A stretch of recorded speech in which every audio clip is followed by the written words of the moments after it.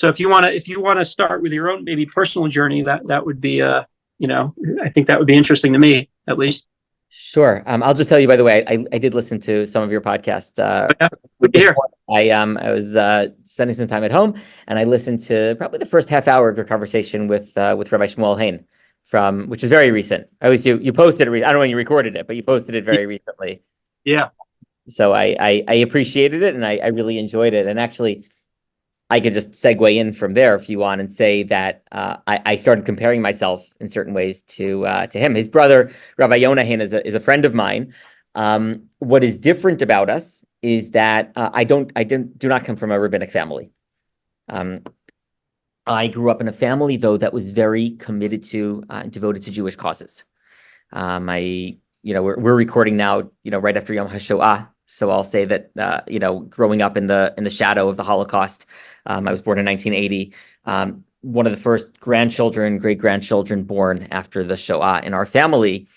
And on one hand, a sense of hope that our family felt as a result of, another generation coming into the world. And at the same time, a feeling of there's work to do for the Jewish people, that so much of what we had was destroyed. So much of who we are as a people evolved as a result of the terrible experiences of the 1940s. And we live in a different world now, even over the past 6-7 months, thinking about what's happened since October 7th. The reality is that the Jewish people are in a different place, and a much more positive place than we would have been at these events taking place in 1943.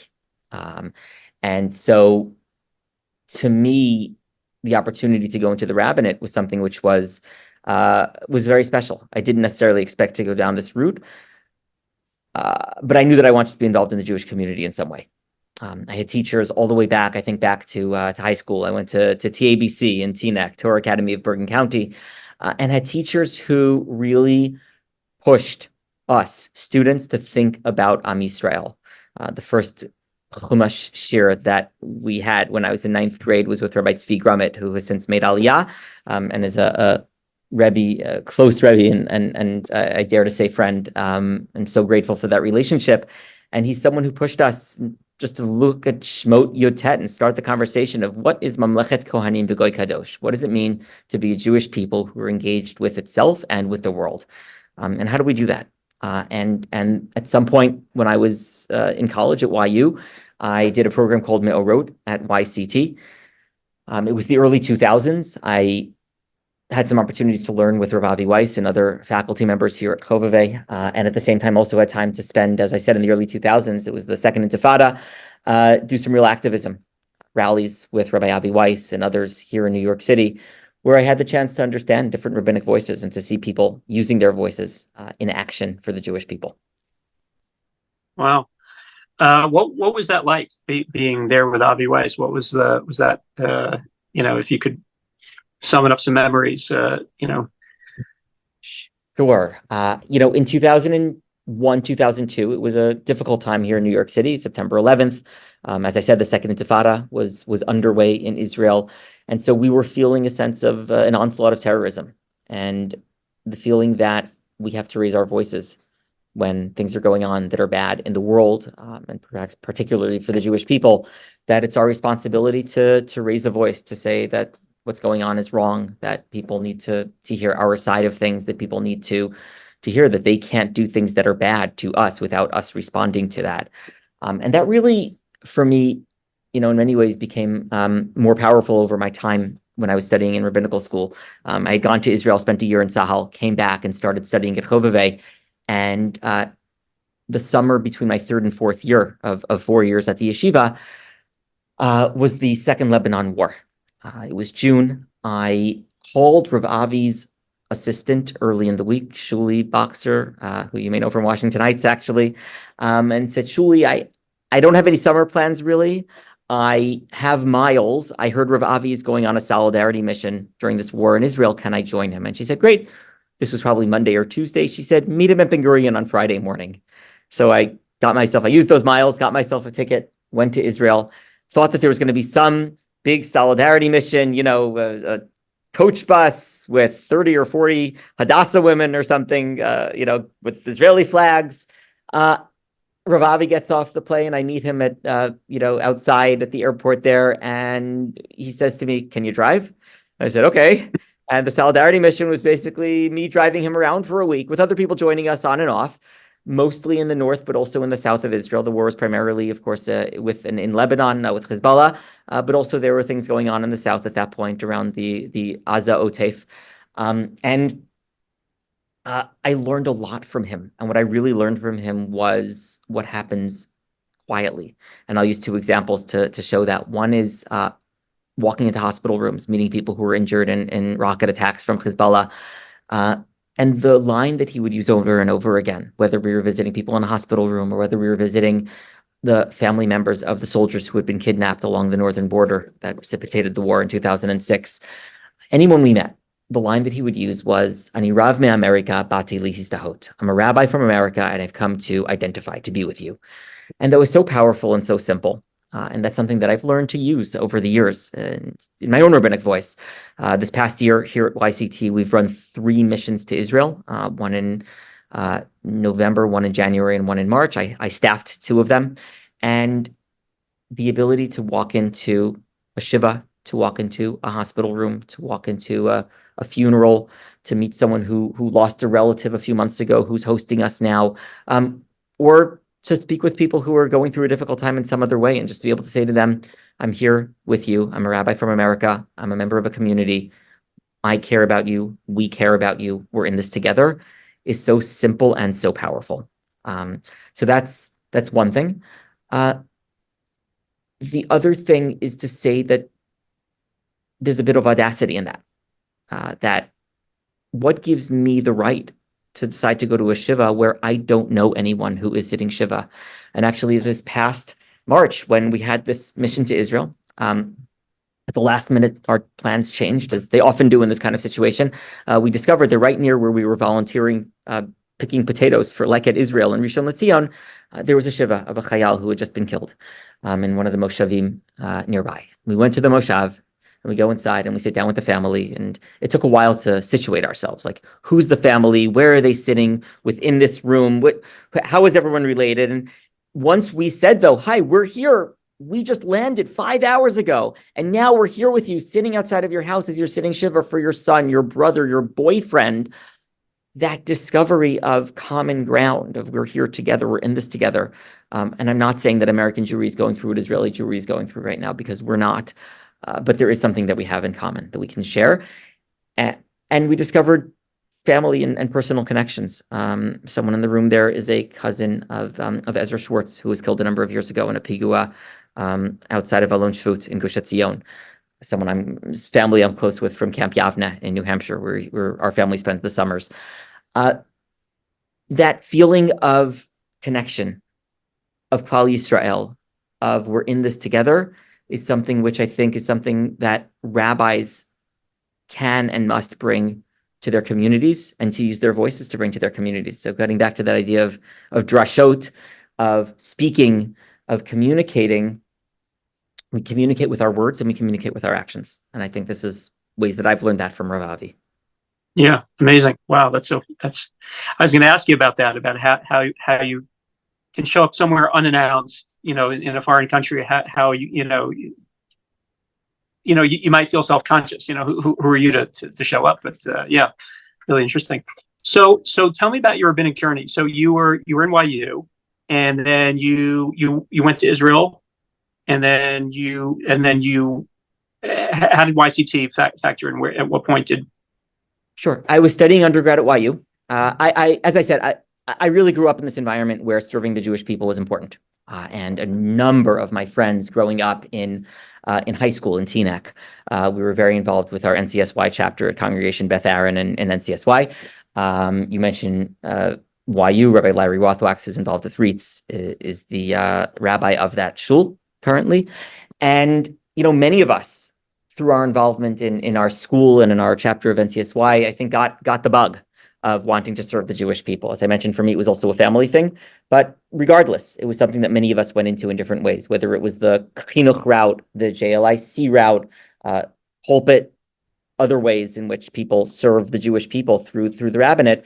That's our friend. That's my friend circle at this point. It's we're all rabbis. Many of us are rabbis. I'm at YU, thinking about next steps. Majored in psychology, minored in business, thinking about different things. At the end of the day, there's this new rabbinical school that recently started nearby. I did some programming, as I said, with them during my time at YU, and it just felt like a place where I could spend more time and really think about the rabbinate, which had felt closed off to me. Growing up, I loved my rabbi growing up in Teaneck, Rabbi Yosef Adler at Rinat, and I didn't know if I could become him, and I didn't feel like that was something that I would be able to do in my life.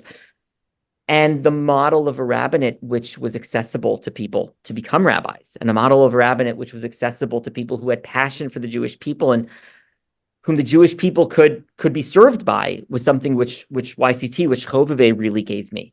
And so seeing that model, it was exciting to go and join an upstart rabbinical school on the Upper West Side of Manhattan, to be the fourth graduating class, to sit amongst people who deeply cared about a sense of rabbinic mission, who deeply cared about a sense of how do we impact and connect with Klal Yisrael that is not just Orthodox, but is made up of a variety of kinds of people thinking about a variety of different things in a variety of different ways.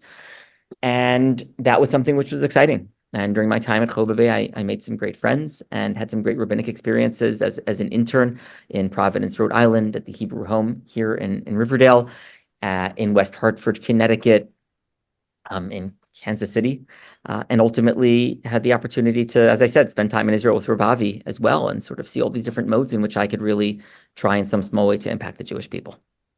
Right. So where was your first formal position? Where did that? So when I got semikha in 2007, I had a job offer from Congregation Shaar Hashomayim in Montreal. It's a very large synagogue, 1,500, 1,600 families. It's an 1,800 to 2,000 seat sanctuary on 3 levels, massive structure. And Rabbi Adam Shaar, who was the rabbi of that synagogue and one of the first graduates of YCT, had come to YCT and was looking for an assistant rabbi. And we started talking. I had an interview, a preba, all those things that people do as they are graduating from rabbinical school and thinking about next steps and exploring options for themselves.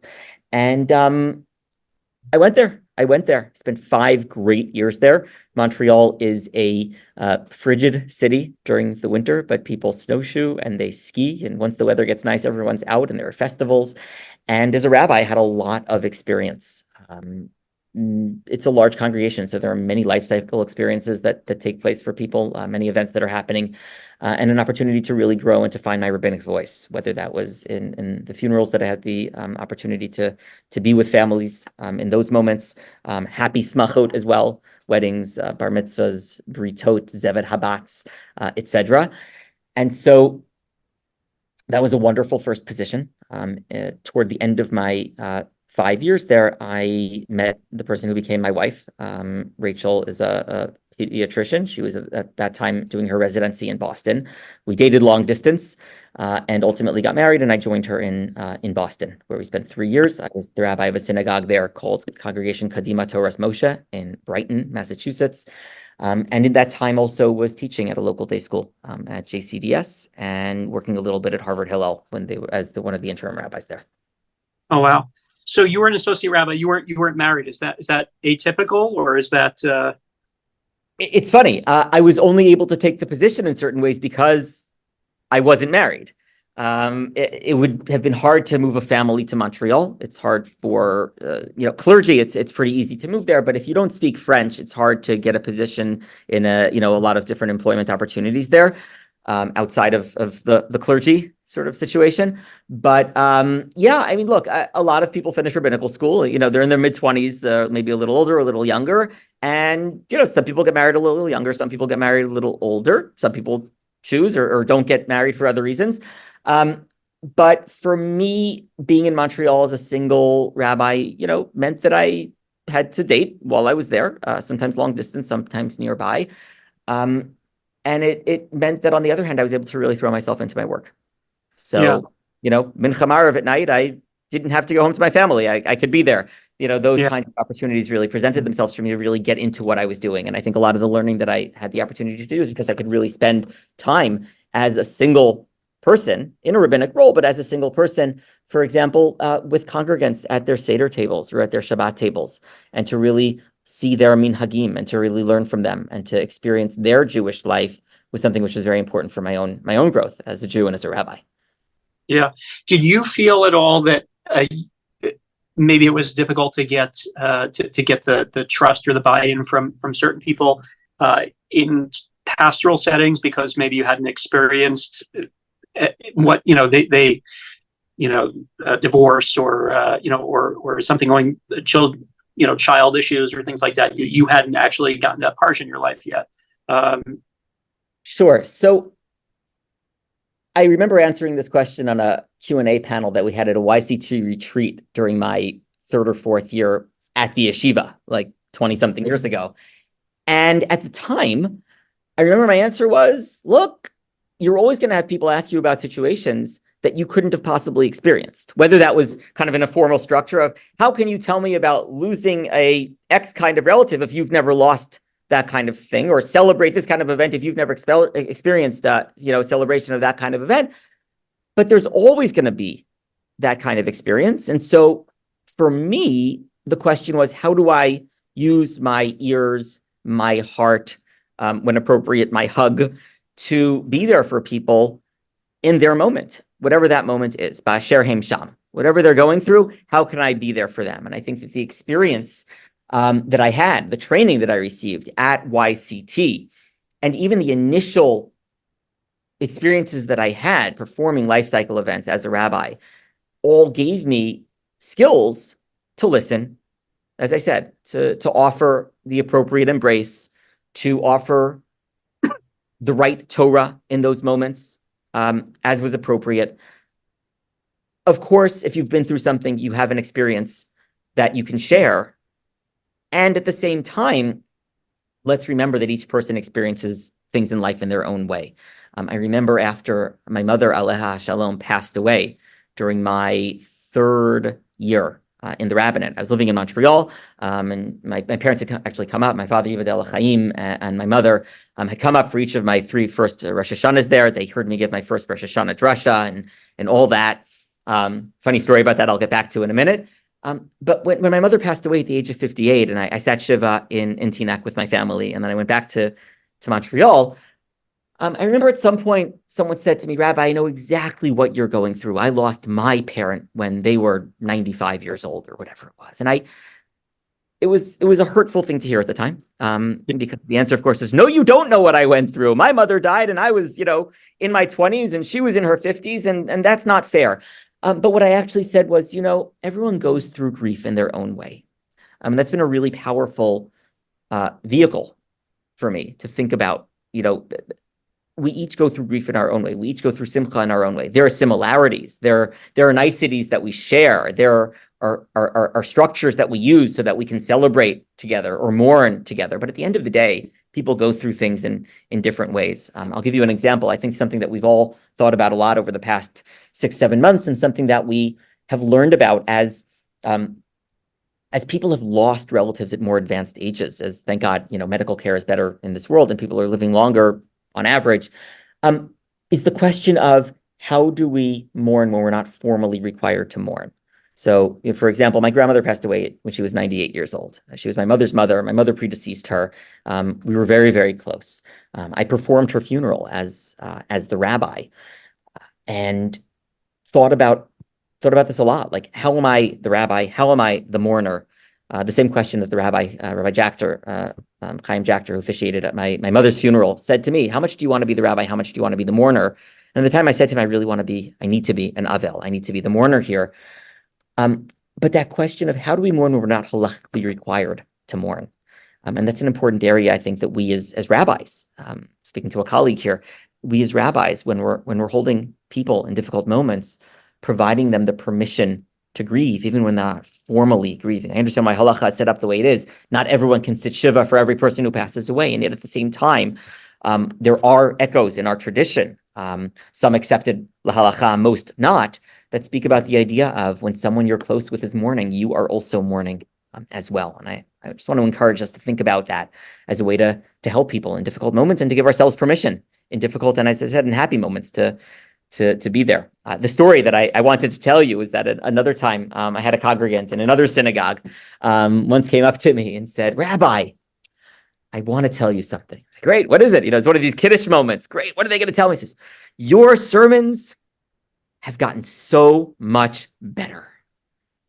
Like, thank you so much for that feedback. I think I'll have a little more kiddish wine now, right? Like, I know what you were trying to say and I appreciate it. And what you actually said wasn't quite that, which is also an important lesson that those of us who speak regularly in a public setting need to remember. Think about what they're going to hear, not just what you're saying, what you want to say. Backhanded compliment. Something. That's so funny. I'm so curious about a cathedral-like type of setting, where you're getting up, giving drushes, and this is your new position. That's like, it's almost like learning how to drive in New York City. It's not you can't train. You just get thrust into it, and I'm sure that people take the sermon quite seriously over there as well. It's probably like a highlight. It's baked into the history of the shul. So how did you approach it? What was your experience, starting out over there? Sure. And it's funny because it is a very different kind of setting than the second shul where I was the rabbi, capital R, in Boston, which was a much smaller congregation structurally and in terms of its membership. And so, in Boston, and then I'll go back to Montreal, in Boston, where I was, sitting at, literally spitting distance from congregants. I had to be careful not to spit so I wouldn't hit my congregants, right? In Montreal, the structure was very, very different from that. The bima in Montreal was probably about the size of the men's section of the synagogue that I was the rabbi of in Boston. Not exaggerating. Like that's the scale and the scope of size difference that we're talking about. It's a very formal structure, as you've alluded to, in Montreal in general, and certainly at this congregation, at Congregation Shaar Hashomayim. People, the clergy wear clerical robes on Shabbat morning. They wear morning suits. The officers wear tails and top hats on the holidays. It's a very formal kind of situation, and that leads itself to a certain kind of drasha. I tried to break out of that mold a couple of times. I walked onto the bima one time. I ran out during Chadesh Yameinu Kekedem, which was a cantorial piece, so I had enough time to run off the bima. I ran back onto the bima wearing a Habs jersey, Montreal Canadiens jersey, which is the team in Montreal ever since the Expos Aleichem HaShalom moved on, and that people didn't know what to do with that. There was laughing, there was discomfort, and that was the whole point. I was talking about what does it mean to be part of a winning team, and but that was not the usual mode of the drasha for sure. That was an outside thing to do, to throw people off a little bit. You mentioned, I listened to your conversation with Rabbi Shmuel Hain and how his father one time got up and spoke about, "I'm going to speak to you today about my salary." What do you do with that, right? So sometimes you just have to show people that you're a little not going to do what they expect you to do and throw them off a little bit. Sorry? Shake things up a little bit. Shake things up a little bit. Absolutely. For me, the drasha is an opportunity to connect people and to connect with people. So obviously I'm saying something that I want them to feel like they're connected to what I'm saying. I want to bring them along somewhere. I want to take them on a journey of some sort. I think it's important that there's an element of Torah in that drasha, that they feel as though this is something which is speaking from authenticity of Jewish tradition. Otherwise, we can get up there and be secular humanists or do all sorts of other things. There's lots of ways to be good people in the world. What is unique? Where is Judaism unique? And a lot of that comes from Torah, from our tradition, from our peoplehood, which is so rooted in text and in conversation. Whether that's the parsha, whether that's a midrash on the parsha, whether that's something to do with a holiday, current events brought back to Torah over the past 7 months. Certainly, I here in Riverdale, I'm not the rabbi of a congregation, but I've guest rabbied a number of times. And you come back from a mission in Israel and say to a local rabbi, "Hey, I want to speak about my experiences." They're great. Can you give the drasha next week? And the ability to tie that together with the Yom HaZikaron, which is coming up soon, and we're recording this, or other opportunities to think about how does this connect is very, very important. And for me, the way that I connect is with personal stories. I speak about friends of mine or others who have inspired me. I speak about how they are manifestations of some Torah value. And at the end of the day, I want to encourage, I want to inspire people to act, to think in some way, whether that's being very direct about it, and just saying like, look, today at your Shabbos table, it would be really wonderful if you had this conversation with your family, right? That's one mode. Another mode is to be a little more, inviting to people. Next week, I'll give you an example. We're here at Chovevei. It's Yom HaZikaron next week. This coming Friday, we're going to the Nova exhibition in Lower Manhattan. There's a whole museum set up that was created in memory of the 1,200 plus people who were killed at the Nova Festival on October 7th. And as a yeshiva, we're going to go together. And so to say to people sometimes, hey, we as a congregation are doing X, Y, and Z. In Canada, it was X, Y, and Z. But either way, right? We're going to go do this.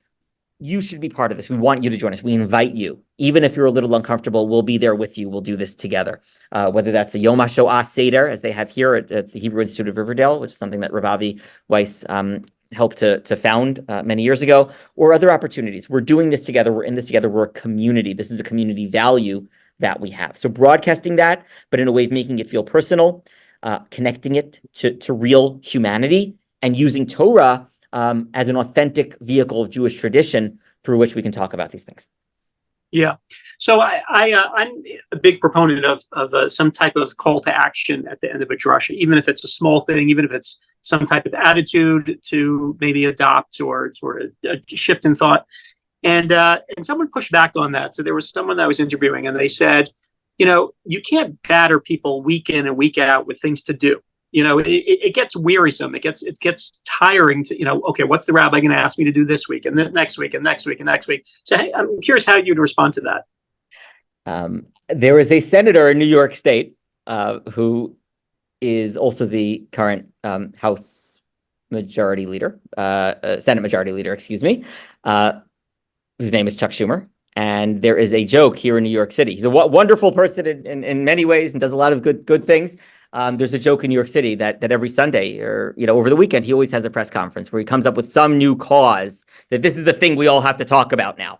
And it's like, so you turn on the news, the radio on a Sunday evening. It's like, this week Senator Schumer talked about this, and it's almost like, okay, what's he going to talk about next? So I totally hear you. Look, not every drasha has to hit all of the points. I think if you're a guest rabbi, if you're a scholar in residence, right, you have to really be on your game and you have to hit all the points and do all those things and need to talk about why you're there and what the point is and all. If you're in a congregational setting, yes, there is a fatigue for the congregation. I'll actually add there's a fatigue for rabbis as well. We talked about the fact that I work here at YCT, which is a rabbinical school. There is fatigue for rabbis. If a rabbi has to get up every morning and give a Dvar Torah after Shachrit, and then 3 times a week, give a class on Gemara and speak to this group and go in and speak to the local kids in the nursery school on Friday afternoon about that. And then there's the drasha, right? For sure. And that's why I think, you don't have to hit all the points every time. Not every drasha has to be a home run. I think about, baseball players' batting averages, right? If you're getting on base all the time, you're really good. So, and it's not only about you, right? It's about who hits you along once you're on that base, right? So I think there's a context to all of this, that when you're in a community, just like when you're teaching day in and day out, you get into a rhythm with people, right? And sometimes you go in a certain direction, sometimes you go in another. You use the idea of kind of, breaking the usual structure before. In Hebrew, there's a word lishbor shigra, to kind of move away from what's usually going on. To break with routine. And a drasha can be that, whether that's something that you kind of throw in that's out of the ordinary, as I mentioned before, by dressing up in a different kind of way and doing something a little edgy like that, or just stop acknowledging, like, this week we're gonna learn together. A number of years ago, I go back to Montreal for Rosh Hashanah and Yom Kippur. For a number of years now, we've gone back as a family. Yom Kippur, I'm back as the rabbi, of the minyan, where I had been the rabbi when I was one of the rabbis at the synagogue, when I was the assistant and associate rabbi over those 5 years. They call it the parallel service because it in many ways is parallel to what goes on in the other main sanctuary service. And Yizkor's coming up, and sometimes I have something that I find really interesting to talk about with people. There was a Time magazine cover, I'll give you an example, a number of years ago, which had on the front cover a mouse or a rat, I can't remember which one, with a joint, with like a marijuana, with marijuana. And the whole point was to speak about how scientists have discovered that the experiences that one has in one's life with chemicals can actually impact future generations in that family. There's DNA changes in mitochondrial DNA, etc., that can actually change things from one generation to the next. I'm not a scientist. I don't even play one on Zoom, but I found that to be so fascinating that I put together a whole drasha about that, where I spoke about, okay, today's Yom Kippur, it's Yizkor. I'm thinking about my relatives, as I mentioned to you earlier, who perished in the Shoah. And now here we are 60, 70 years later. How is their experience inside of me? And went in that direction and found Torah to talk about that, etc. But another time, I didn't have that Time magazine front page that I could hold up to people. So I gave a shiur in the drasha about the development of Yizkor. Today, we're going to say Yizkor. Yizkor is something that developed because of whatever reasons that it did, originally on Yom Kippur, and then it was extended to the other three Shalosh Regalim at the end of Sukkot, at the end of Pesach, at the end of Shavuot. And why do we memorialize people at these times? What are we thinking about? And encouraging people then to think about their own relatives in that context. So to give people, again, sometimes you're going in one direction or another, but try to find the ways to connect every week. Because even if you're tired, and even if you think that they, right, the congregation are tired, you don't know who's listening at any given moment and who needs to hear what it is that you have to say. So you may tailor it, what you're saying in certain ways, but I think it's important to be able to bring things to people that they can use and can have something to chew on as they go away, whatever that's going to be. I want to add a point, if I may, which is that the drasha, and I understand that we've framed things talking around sermons, around drashot, but the reality is that is just one of many opportunities that rabbis have to speak. And I would actually ask the same questions of myself. If I'm preparing a drasha, that is, depending on the congregation and the people's, shot clocks, right? It's anywhere from, 4 minutes to 14 minutes, and maybe on a high holiday situation, it could be longer than that. But you know what? You're also giving 90-second divrei Torah. You're also having encounters with people that are shorter, but for them are super meaningful, right? You get up at someone's simcha and you speak to the bar mitzvah boy or the bat mitzvah girl, or it's a funeral and you have to encapsulate someone's life in 8 minutes. Whoa, right? How do you do that? So that's where those are also amazing opportunities. And there, the balance is going to be different. You're going to figure out what you're going to do. But the ability to take someone's life and from learning with their family and perhaps your own personal relationship with the individual who's passed away, and to then be able to say, okay, this is what this person's life story was about. This is the Torah that they lived. This is what we learn from them as we continue their legacy. Tehei nishmatam tzura b'tzorah chayim, right? Like, what I just did is the same structure as a sermon, but in a way that is appropriate for that setting. And a Dvar Torah could be the same thing. We're always thinking, how do we bring Torah into what we're doing? How do we inspire people in some way? How do we set things up that are appropriate in this given setting? Right. Well said. And then, so I'm wondering, you talked about connecting. So how did that, where did you understand that was a goal of what was your model for that? Well, I think one model is where the negative model, right? I'm not going to point to any specific examples, but I think over the years I've certainly been to simchas where this is not a priority, let's say. And again, different congregational settings, obviously, rabbis will have different goals in mind for their sermons, and as you interview different individuals, you'll obviously hear different things, and that's beautiful and wonderful, and different settings are appropriate, and different people speak differently. For me, I guess because I do this work, I'm conscious to missed opportunities, and I'll give an example. I think that weddings is a place where we can do better as a community of clergy specifically. We get up there as rabbis. There's pressure to get through a chuppah in a certain amount of time, let's say. But there are a lot of people in our community who don't know what's going on under that chuppah. There are a lot of people who don't know what's going on in a lot of settings. We have a tremendous amount of imposter syndrome in our community. The phrase in NCSY back in the day is that, we're all Baalei Tshuva here, right? The reality is we're all growing, we're all learning, or we all should be, and we all need permission to acknowledge that we're on that path and that we're all partners in that growth.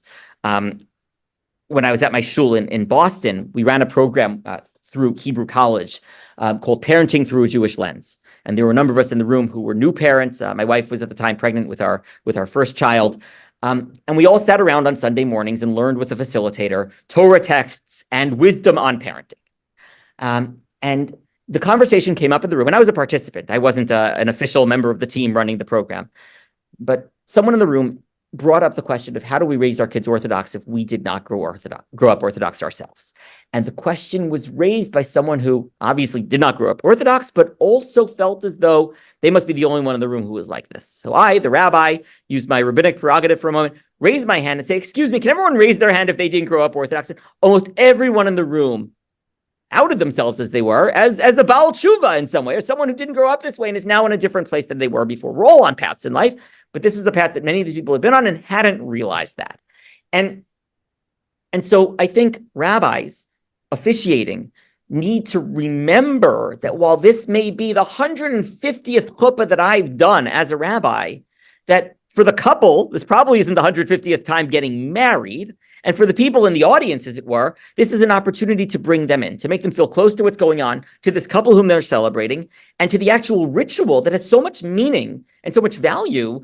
Let's be in this together. So when I officiate at weddings, I give small directions along the way. I give small little bits of Torah, that the wedding is about a new Maaseh Bereshit, a new act of creation in the world. The blessings that we say sort of come back to that. The Chatan and Kala are joining together under this chuppah, which is their home. Little mentions like that along the way that bring everyone in to what's going on and help them understand why we're here, why we're sitting here for half an hour and having the ceremony. Yeah. Wow.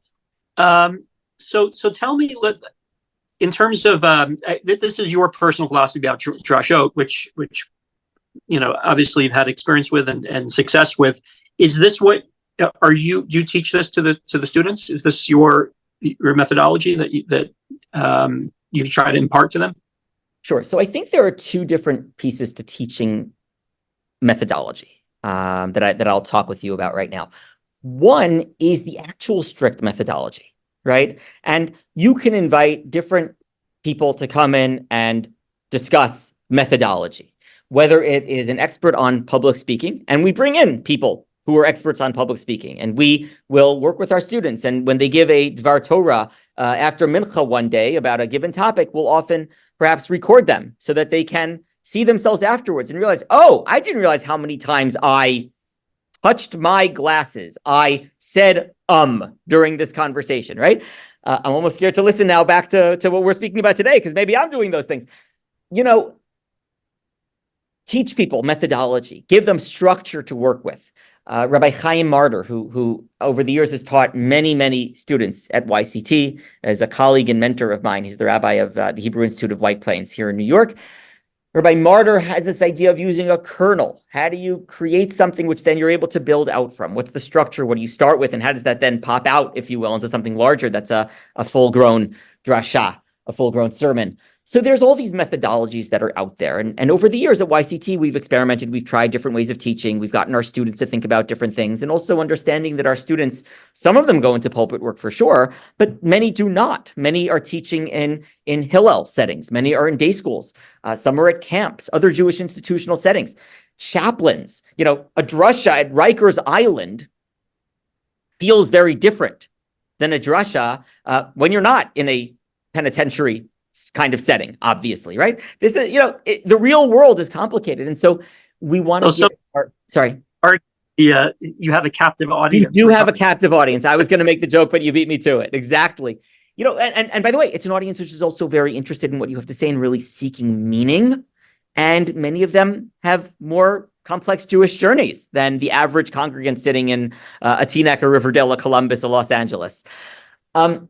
So one is to bring people different methodology and to let them then sort of, in the spirit of Musar, I'm speaking to myself and letting you listen, right? How much of this is what's worked for me and how much of this is what you need to hear, and working that out and letting people provide critique for each other in a chabura kind of setting. There's a lot there that can be done.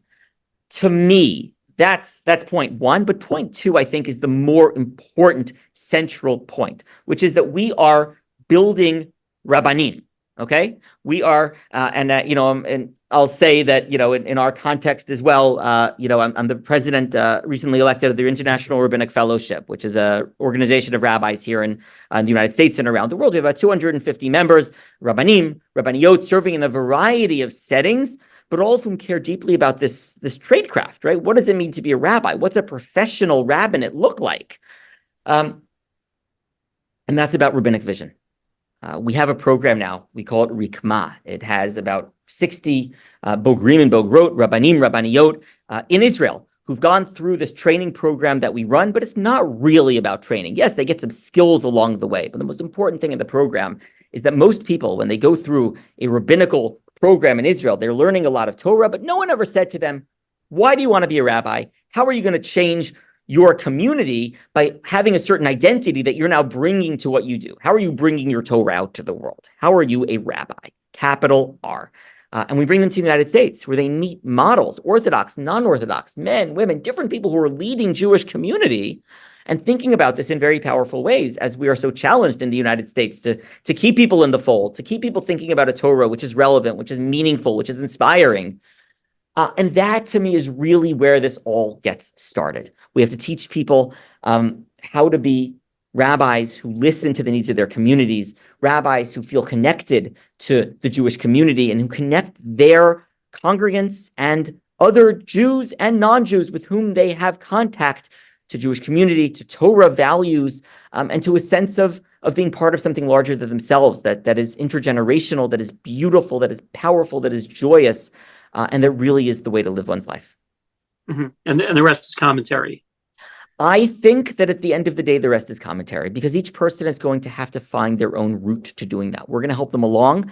And one of the most powerful things about working in a rabbinical school and doing alumni support as part of my role here is that I'm in regular contact with so many rabbis in the field who are doing their own thing in different ways. As I said, congregational rabbis, day school teachers, this has been the year of trying to just give lots of hugs to our Hillel professionals. We have rabbis on campuses. I won't mention the names of the campuses, but these are campuses that are in the news. And how do we embrace them? How do we offer support to them and say, we're here for you. We know you're going through a lot. And we know that your voice in this moment is so important for the people that you are touching as you advocate for Am Yisrael and Medinat Yisrael, and as you offer support and hugs and love and authentic Torah connection to your people, to your Jews. Yeah. One theme I keep on hearing over and over is how you can be a great darshan and a great orator and a great preacher, but if you fail in the pastoral sense, if you're not taking care of the congregation in a way, then it doesn't mean anything. Meaning you'll have no job security. You're dispensable. But the other way around is not the case. Meaning, if you're a great pastor, people will suffer through your drushes week after week. and I personally know a rabbi like this. He's been the same rabbi in the congregation maybe 30 years. He's nails on a chalkboard to listen to. But the whole kehillah knows that he'll do anything for anybody. And so they tolerate it for 50 minutes a week, or a little longer on Yom Noraim. And so it is interesting that's there's technique and there's matov manayim. If you get both of them, great. But really the more important part is that pastoral sense. And then I also get a sense that they're reciprocal. That the better pastor you are, the better preacher you become, because people they'll open up to you, they'll listen to you, they want to hear from you, and vice versa. Then there's this kind of like one hand washing the other. Well, the way I would put that is that you're in a relationship with people, right?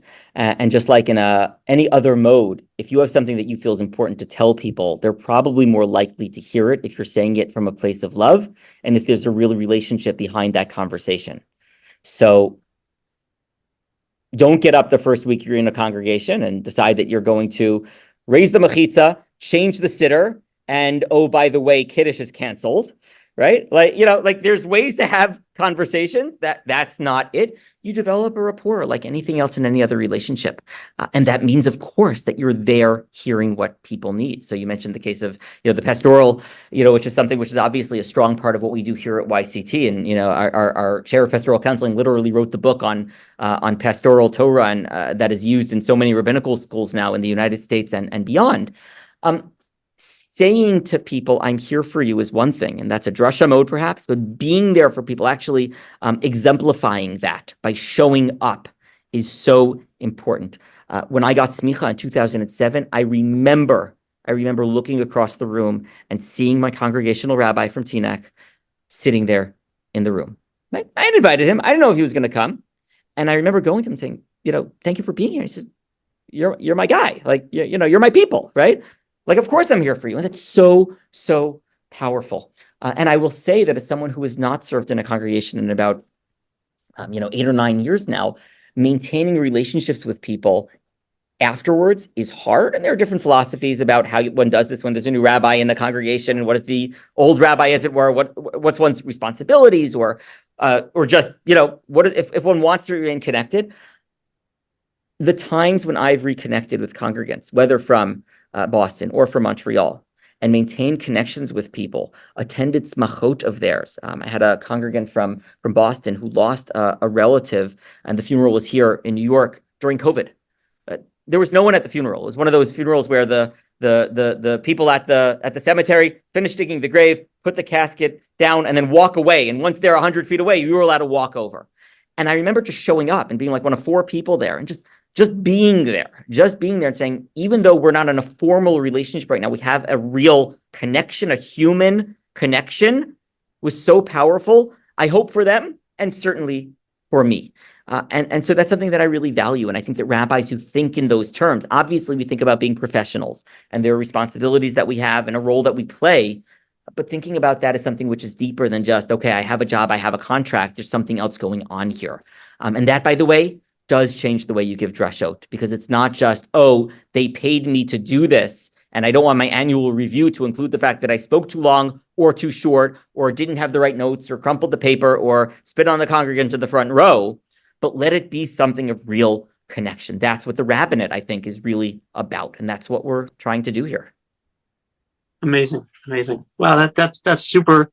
So it's a philosophy of connection, and that's really what it's. Yeah. Amazing. Wow. That's exactly what I wanted to hear. It's really wonderful. Thank you. So I always ask at the end of every interview just a couple questions. One of them is a favorite joke or that you use, or a story. Sure. So I'm not going to tell a joke, but I am going to tell you about a person who's deeply impacted me, and whose Torah I use as regularly as I can without being the person who talks about it too much, if I try to find that balance. When I was Yeshiva in Israel, I spent a lot of time learning with someone who's become a close friend and a rabbi, Rabbi Sharon Shalom, Rabbi Dr. Sharon Shalom.